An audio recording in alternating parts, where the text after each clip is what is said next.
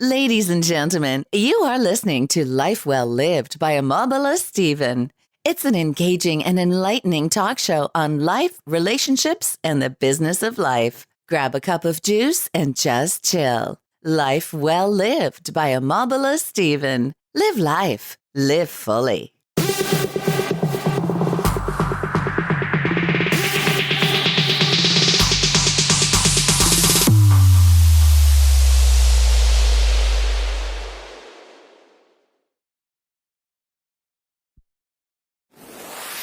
It's time to bring you yet another amazing episode. And now, welcome your host. Good to have you on the show. This is Life Well Lived by Omobola Stephen. I'm the host, Omobola Stephen. On Life Well Lived, we like to focus on personal development and self-improvement topics. We occasion expert professionals and also thought leaders who share profound insights on disruptive yet constructive mindset conversations on topics or subjects of the personal development and self-improvement. We've come to realize the importance of embracing personal development and self-improvement because it's a lifelong process, and we must embrace it in order for us to transform from where we are to where we need to be. Now, when we come to embrace personal development, we find ourselves along the line. And in finding ourselves, we come to realize the possibilities or the endless possibilities that lie within us, and also what we are able to achieve at the end of the day.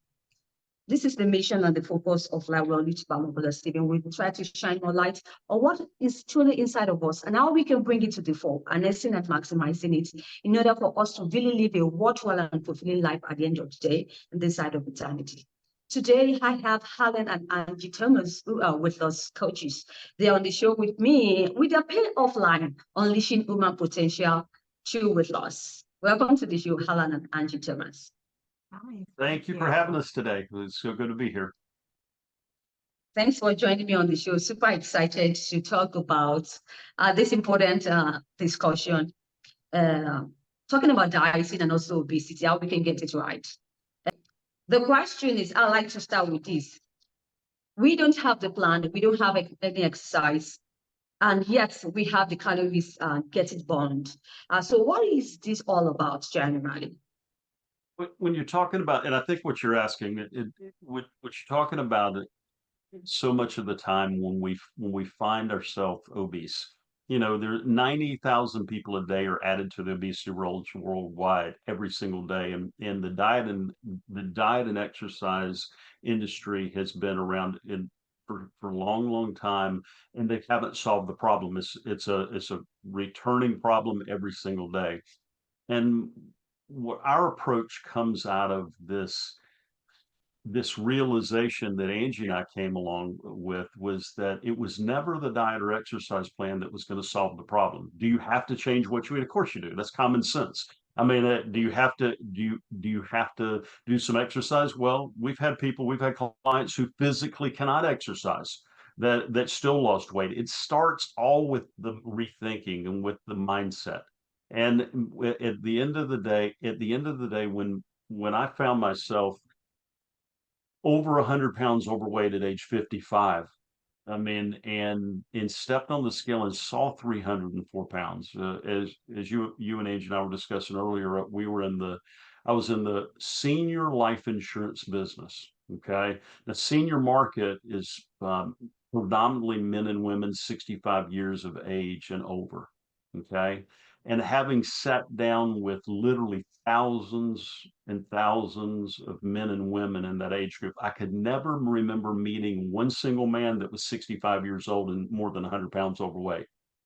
And in 2017, I found myself more than 100 pounds overweight at age 55. So while I had been on, Angie and I counted it, 6, 7 dozen diet and exercise plans in attempts to lose weight over 3 decades, more than 3 decades, it was never that. It was the realization that if I didn't do something about it, I was going to be known as her first husband because, while she wasn't shopping around for another man, hopefully, and still not, I would be the picture on the wall of the first husband who died because I couldn't put the fork down. Okay. So many of us, we want this magical diet or this magic. And right now there's a lot of pills, there's a lot of surgeries and things that that restrict caloric intake, which is important. I mean, with that, but it doesn't solve the root problem. That's why we find people going back in their weight gain. They go back to it. They miss this fact. There is no land of eat as much as you want, whenever you want, and whatever you want. It does not exist. And so they ignore the changes that have to be made internally, the mental changes. And so when people make those kind of changes, magic happens. That's where the magic is. It's not really even magic. It's just common sense. But we ignore it because we want some external force to solve the problem for us. Again, I'm not saying that all those solutions are bad. What I'm saying is it's never going to provide a long-term solution to a problem. The calories in, calories out absolutely work. Watch your macros absolutely work. There's a million things that work out there. The question that people have to start asking is, what's their responsibility in the role? What's their role of this? Where does their responsibility lie? And when people do that, I mean, we've seen people who struggled for 50 plus years. I mean, I think of a client of ours just brought tears to us, a post he wrote on Facebook. He was what we call a unicorn. Okay, now unicorns you don't see very often because they're fictional creatures. But this is a guy who was 388 pounds at age 70. He should have been dead. I mean, God forbid. I mean, I'm glad he wasn't. But statistically, he should have been dead. He heart attack survivor, couldn't exercise because fused vertebrae, walked with a walker. I mean, all these reasons why he couldn't lose weight, and he'd struggled for more than 50 years. He's down almost 100, between 165 and 170 pounds today because he made the internal changes that he'd always refused to make. Was it easy? No, of course not. It wasn't easy. Was it simple? Oh yeah, it was way more simple than he thought it was. And he had ignored that, been looking for that solution. And that's what we do with diets. We look for that to solve the problem that's going to take some action on our part, because we really want to eat our cheese pizza or whatever, and I have nothing against pizza, or our single serving size of ice cream that comes in the half-gallon tubs. That's what they were single serving for me when I was struggling with obesity. And we think that's going to solve, these diets are going to solve it. They're never going to solve the problem. The problem is within, just like you talk about in personal development. The problem is within. I hope that answered your question. So. All right, Alan. Yes, Alan, I like to ask this question further to just what you said. Do you mean to say that diet pills are going to last for a long time? Diet pills, here's the thing. Diet pills that people are taking now, think about this for a minute. Now, I'm not a physician. If a doctor has told you to take it, listen to your doctor. I mean, at the end of the day, but I want you to think about this. First, think about the side effects that they have. Okay. They have a side effect list that's a mile long, and think about, okay, well, once I get the weight off, I'll stop taking that pill. Okay. But what happens when they stop taking the pill?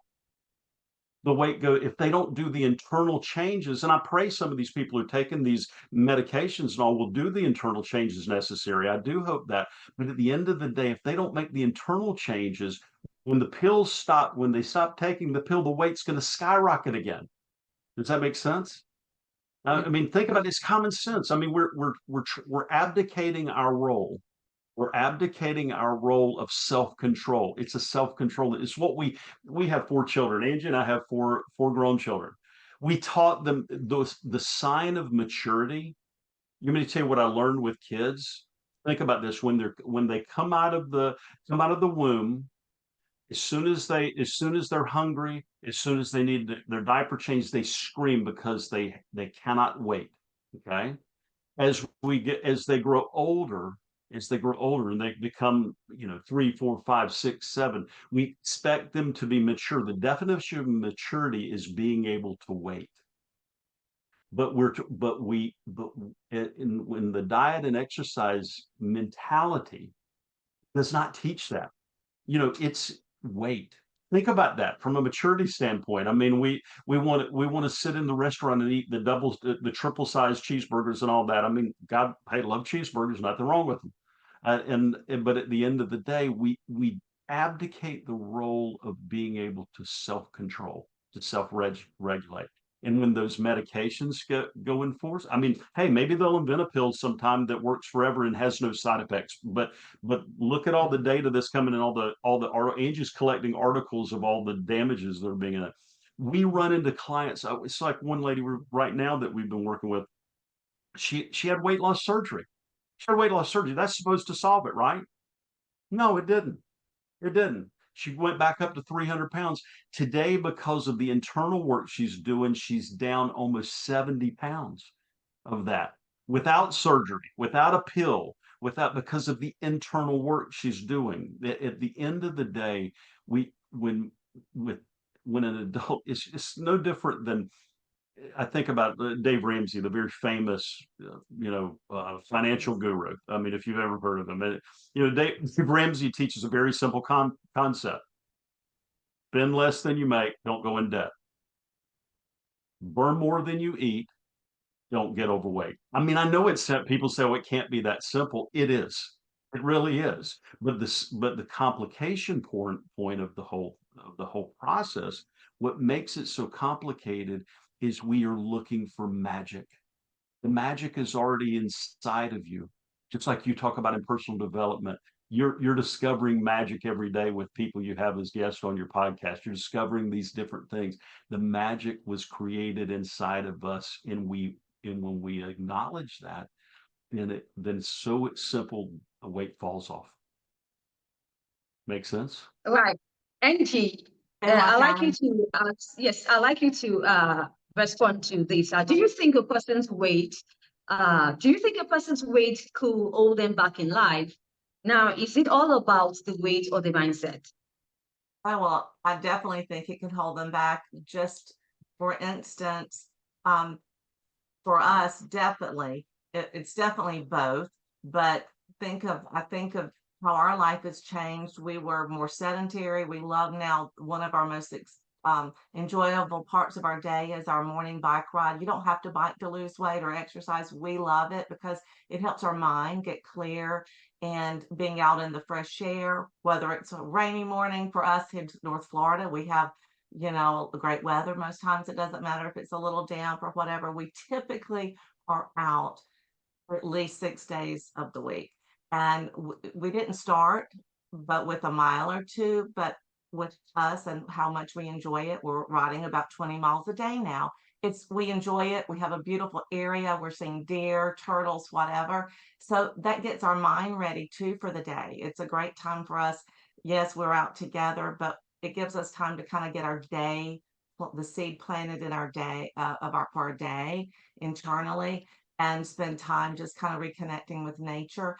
But yes, I see also with our clients the potential for them, not just with their family and their personal relationships. Seeing one, Pastor Scott, his daughters who were in middle and high school had no aspirations for being in the political, holding an office, until their dad lost about almost 100 pounds. I think it was 95.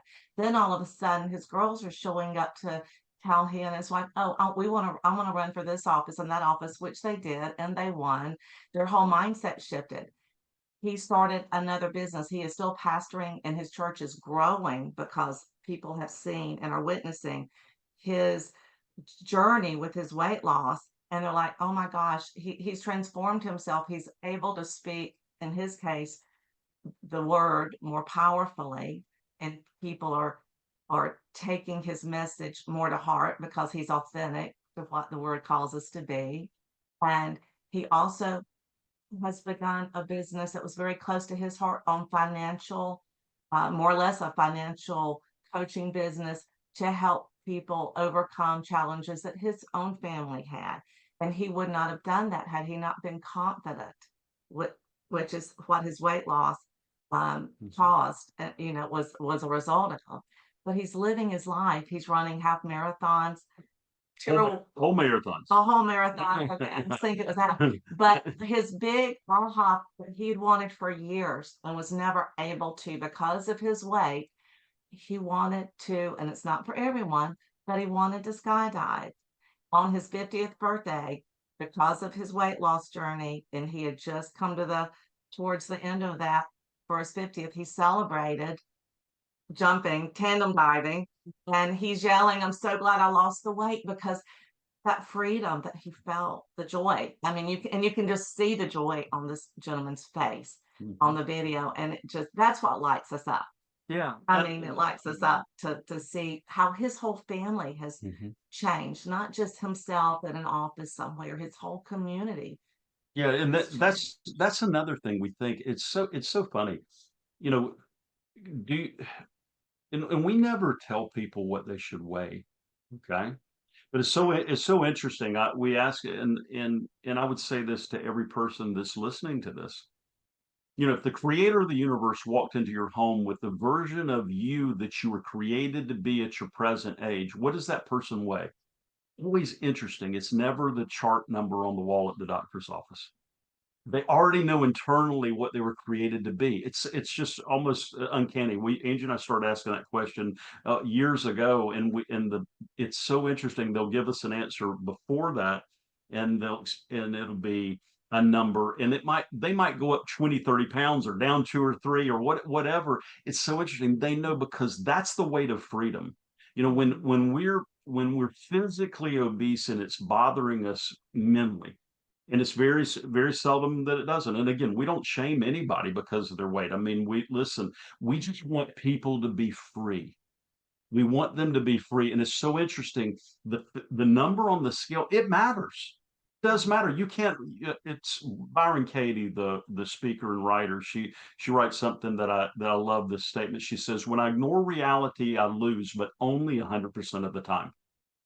You lose every time. So you cannot escape reality. If somebody is 200 pounds overweight, typically, or 100 pounds overweight, they're thinking about it constantly. What that does, that's like carrying an anchor behind your brain and pulling it every day, knowing that in trying to act like it's not there, it is there. And so what does that do? That affects your relationships with your children. It affects your relationships with your significant other. It affects your confidence about going out. It keeps you hiding. If you've got a dream of starting a business, being an entrepreneur, typically it'll stop you because you're always wondering what other people are thinking of you instead of focusing on what should be at hand. And again, I don't say this to shame anybody. I say it to wake people up. Stop arguing with reality, because you're going to lose. But only Thank you for, yeah, sure. Thanks for the perspective, Angie and Helen. But really, my audience will like for you to really explain better, because, you know, in the course of this discussion, it sounds more like automatic for you to move from having the diet pill mentality, you know, to having a mind shift. Now, developing a mind shift towards dieting is tough work, and it's not something that happens overnight. I'd like you to share your perspective regarding this to my audience. How can you tell them this? How can you let them know that embracing a mind shift in dieting can go a long way to help them to achieve their goal faster? No, that's a great question. The first thing, get out of your mind that slow and steady wins the race. You know, it's this mindset, and I'm not arguing that slow and steady will win the race, but going the distance wins the race every time. Okay, so many people around their weight, they miss this fact that they've gained weight typically 4 to 7 pounds a year to reach the weight they're at. Okay, number one. And then when they're losing 1 to 2 pounds a week, they think it's slow. And they'll get this mindset, oh, it's slow and steady wins the race. No, I say completely obliterate that mindset, because that's the wrong mindset to have, because you want personal momentum, understanding that a pound a week is 52 pounds a year. That's typically that's anywhere from, you know, what is that, 8 to 12 times faster than you gained it. Okay, that's blazing fast, because when you get the belief, when you change your belief around it, start asking questions that will destroy the limiting belief of it. It is 1 pound a week slow. Well, you could say it is, You could say it as if you're wanting to get down 100 pounds in 2 weeks, it's not going to happen. Okay, but if you realize that you gained 6 pounds a year, you're losing the weight.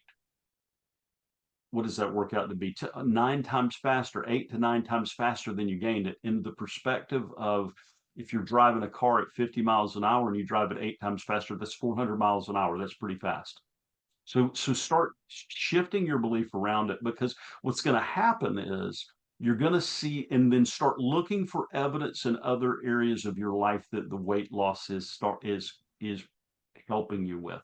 Is it helping you with your confidence? Then start capturing that data. Capture that all the time, and then get out of this uh, process, as I said earlier, that there's a land of eat as much as you want, whenever you want, and whatever you want. It's no different than, I would imagine that you've looked at your bank statements sometime this month, Omobola, haven't you? Sure, I do. Yeah, of course, it's a silly question, but we want our weight. We want to hide as though the weight doesn't matter. It's no different. Let you look at it. You make sure. So checking it frequently, so that you know where you're at, and then realizing the impact that it's going to have. And so building that belief will build momentum in other areas of your life. It's why we've seen people get married, we've seen people start new businesses, we've seen people, and not even, they don't even have to have all their weight off. It's just their beliefs change about the rest of their life, and they start realizing that the weight was holding them back, and they shed the emotional weight. The emotional weight is way heavier than the physical weight, just to be clear. And so when that starts happening, it gives you momentum in those other areas too. So it's not just about the health. I want people to be healthy. And also realize this: you don't have to do crazy to lose weight. You don't, but we all want this magic solution, and the magic is already built inside our DNA. It's already there. Right, Angie, thanks for sharing that once again, Alan. Now, talking about mind shift and eating lifestyle, because I think we're really focusing on mind shift here, which is also the core of this podcast, and I will Omobola Stephen. We try to focus on disruptive mind shift conversations. Really. And now, talking about mind shift and eating lifestyle, when we begin to shift our belief system towards dieting, according to Ellen, how can we go about the right foods to begin to eat? Really, it's being mindful with what we choose, making choices, and we're all intelligent. Most of us have been, whether in school or whatever. It's honestly just common sense. I mean, most of us know that if we have fresh vegetables, meat, chicken, fresh foods compared to, a box of donuts or processed foods, or, things loaded with sugar and breads, most of us know which of those options will help us see the results we want to make our body healthier. If you're sick, it may actually kill your body. That happens to people too. Without telling them what to do, most people just have common sense. They've known it all along, but the "I want it now" mentality that so many of us, and I was guilty, we were guilty of it ourselves, or we would not have lost 192 pounds together in 2017. It wasn't because we didn't enjoy food. Everyone we speak to enjoys food, and are all emotional eaters. We hear that, but we have to learn to make adult choices. If we want to see the results that we really desire in our heart, and that we know we're impacting our family by making the incorrect choice. I mean, I can't imagine that a mother or father would choose to just keep eating like we did now in hindsight. And now hearing from one of our more adult children that, wow, I guess, and it's painful to say, is that one of the parents just didn't love them enough to lose the weight. Mm. Okay. I know I went to bed every night when we'd have our last kiss at bed, at night. And I wondered if my husband would wake up, because he was morbidly obese. And that was a fear.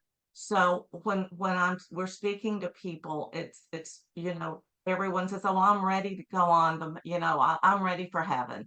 Well, that's well and good, but what about your spouse and your children, grandchildren that you're leaving behind? Are you that selfish, honestly, that one more bite of ice cream or a drink, a fruity summer drink is more important, or a cappuccino is more important than your family, much less what the joy you would have by being part of your family, giving to your community. If you have work you love, hopefully you would find it if you didn't already have it. Like Alan said, we have seen that. We've seen people get their dream jobs just literally within weeks of taking action with their weight. Right, Alan. So why do you believe the obesity pandemic keeps getting worse with the diet industry? Now I'm talking about the US here, with the diet industry growing over $16 billion in revenue. Well, it's because it's not really, it doesn't benefit them to solve the problem. I mean, it benefits the diet and the diet industry to not solve the problem. It really does. And I'm not saying that people in the industry don't have good intentions at heart, but at the end of the day, it's a personal responsibility issue. It really is. And again, do people have to change what you? Of course they do. Just like to piggyback on what Andrew's saying. I mean, when we think about, just use example, sugar. And I have no problem with sugar. It tastes good. I mean, everybody loves it at some level. But at the end of the day, it's common sense to know that you're not gonna be able to eat massive quantities of sugar and lose weight. So, but we keep searching for this immediate solution that's already within us. The diet and exercise, the diet industry as a whole. Think about the products that they're selling. Nothing wrong with a lot of them. A lot of them are good products we use ourselves. I mean, if you just go back to what really works. If somebody's passionate about not eating meat, that's fine. Then but don't eat bags of potato chips just because they're not meat. I mean, we see people in this challenge. They all come to the same conclusion. It's so interesting. And to give you an idea, Mbala, is where this came from years ago when we lost our weight. Most people, because you can't hide it, just like you can't hide being obese, you can't hide when the weight comes off. And this is before we were doing any coaching. We would help people that called and asked us, and had a lady reach out to Angie and I that was morbidly obese. She had more than 100 pounds. She was a cosmetologist, and she was a friend of a friend. And I said, well, this is what we ate. Okay. And she's, oh my gosh. And she became a microbiologist, not really, but in her mind, she started dissecting what these particular things how they were. Oh, I wouldn't eat it for that reason, that reason, that reason. I said, okay, fine. What'd you have for lunch?